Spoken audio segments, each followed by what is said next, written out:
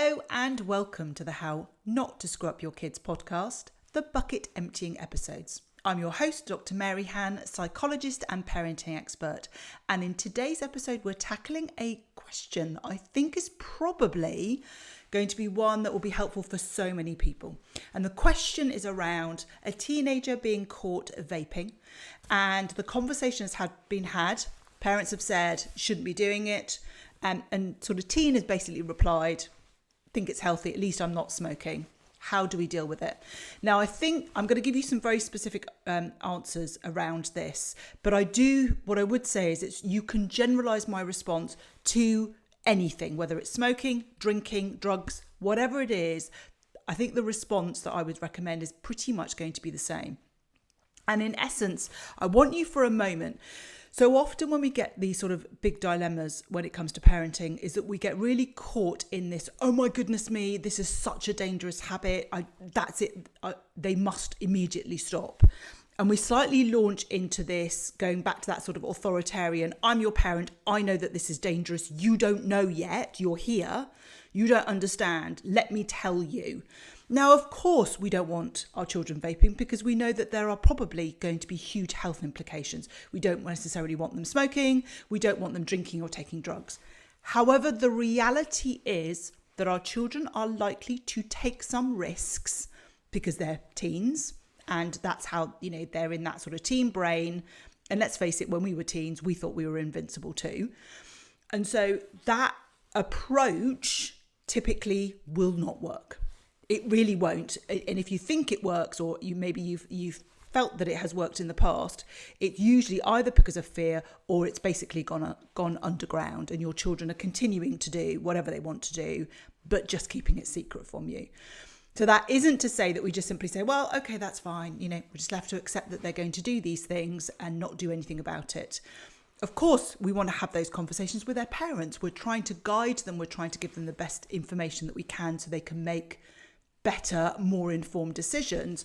But tackling it from the perspective of you must not really is not the best way of tackling it. Fundamentally, if we think about it at a high level, what we want to do is we want to equip them with the knowledge, the implications of the choices that they're making, the information so that they can truly understand. So that's one bit of it. But what we also want to be looking at is looking at the sort of what's happening underneath. Why has our child decided to start vaping? Why is our child smoking? Why is our child drinking? Why are they taking specific drugs? And a lot of that will center around how they view themselves, how they want to be accepted, how they want to fit in, how they see themselves against their peers.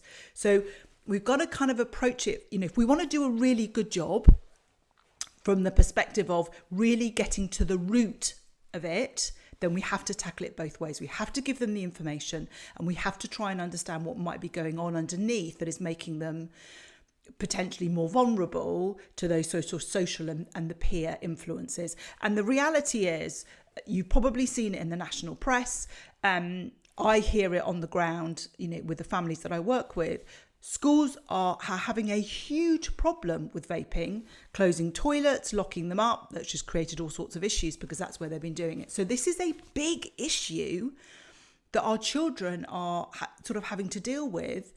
And so, I sort of implore you really to try and take I wouldn't necessarily call it a moderate view, but actually take a long-term view with this particular thing. So that's the kind of the context. So, okay, what do we then do? So I'm going to talk you through what do we do from the practicalities of the actual vaping itself and the information that we want to give them, as well as then really looking at the underlying causes that might be making our children more vulnerable. Because there are, when we look at sort of the influence of social media, when we look at the influence of peers and all of these social pressures, there are some teens that don't seem to be as vulnerable to these situations and have the ability to say, no, I don't want to do that. I'm not going to. And there are some that are more susceptible. And in my view, the ones that are more susceptible are usually the ones who just don't have that inner self-belief, that real sense of who they are. So they don't feel that they can necessarily use their voice to then say, actually, this is not something that I want to do. I'm saying no. So that's the kind of the longer term piece. So let's just start with what we're going to do practically in that moment. We've discovered that our children are vaping. And I think it starts with a conversation. I found this in your bag. I understand that it's a vape. Talk to me about why you're doing this and how it started. We're really trying to have a conversation around that. Now, if we haven't caught them, but we're aware that it's happening at school, so that might be another avenue that we discover it from. It's just simply a conversation of, I understand that vaping's happening at school. We've had an email or a letter from the head teacher, for example, or that I understand in your year group someone was caught vaping in the toilets. I just thought it was helpful to kind of have a bit of a conversation about vaping, what it is, what do you know about it, what do you know are the sort of the implications. So in terms of the direct response to the listener question about the child saying that it's healthy, is I think just gently, okay, that's really interesting that you say that. I hadn't realised that was the case. Tell me, where have you heard that it's healthy? What is it specifically about it that's healthy? And how does that compare to smoking? Because in the listener question, the comment that's been made by the teen is actually, well, you should be glad that I'm vaping and I'm not smoking. Now, I don't know. Do not profess to be an expert in any shape or form. I've read some information around both. And the reality is, I think, depending on what children are using in terms of vaping, which products and what's being added, and obviously it's been very much marketed from that kind of teen perspective, my suspicion is that vaping is probably as bad, if not potentially more damaging than cigarette smoke. We don't really know the true implications of it. So at this stage, we're not trying to do the whole, I'm your parent, I know more than you, let me tell you what I've discovered and what I found. It's not a great place that's just not a great way to meet our children. It goes back to this dynamic. We want to be having a conversation here, and we want to sort of approach that conversation on the basis of a win at the end of that conversation is that you've had a conversation. Not that you've changed your child's mind about vaping, not that you've kind of got them to sort of yield to your superior authority. You just want to have a conversation because we're playing the long game here rather than that sort of authoritarian, I'm your parent, while you live under my roof, you won't do this. So it's just having that conversation. So tell me what makes you think it's more healthy, because I'm interested about where you've got that information.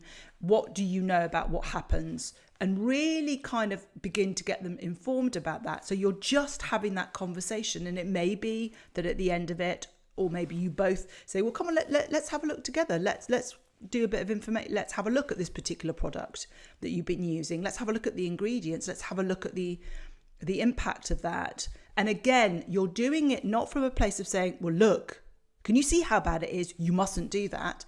But much more, okay, that's interesting. And let them digest. Children and teenagers are much more likely to kind of come to their own appropriate conclusion when we've allowed them to sort of see the facts, permeate with it, and then reflect on it.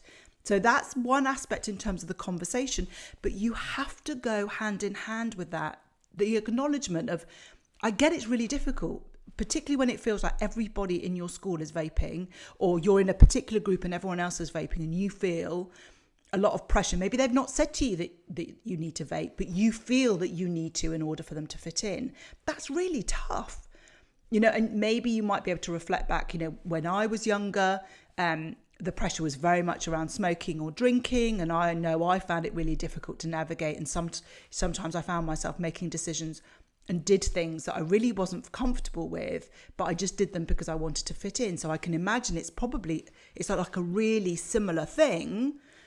Is this what you want to be doing? And if it isn't what you want to be doing, maybe we can have a bit of a conversation, see if there's any way that I can come up with some suggestions that might help you feel that you can say, actually, this isn't what I want to do. But I think it's really important that we look at it from both perspectives. It's about dealing with both sides. You can't go in with the whole absolutely no way. It's the same with drugs. It's not a case of going in saying drugs, you should never do them. Of course, we don't want our children taking a substance that might cause them harm or damage, and we've got no idea how their body's going to react. But when we go in with that definitive, you must not, we've basically closed the door on a conversation. What instead we should be approaching on the basis of drugs are really not, there are all sorts of potential side effects. You don't really know how they're going to react, but I think it's really important as your parent that I equip you and that we have a conversation of, if you find yourself in a situation where you make the choice to take a drug with then let's talk about what's the best way of keeping you safe. What's the best way, if you're going to take alcohol, of making sure that you keep yourself safe? So instead, we've armed them with the information about whatever that substance is, but we've also armed them with how best to help them. We do not want to shut the door on any future conversation. So remember, we're looking at both aspects.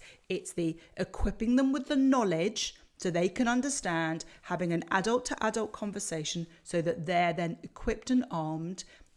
It's one of those conversations where we have repeatedly helped them come to that conclusion, and also concurrently having a discussion about what are the influences, how do they feel about themselves, how empowered do they feel to say, actually, I don't want to do this, what aspects of them then lure them into these scenarios so that then they can make more of the decisions that fit and are more aligned with who they are.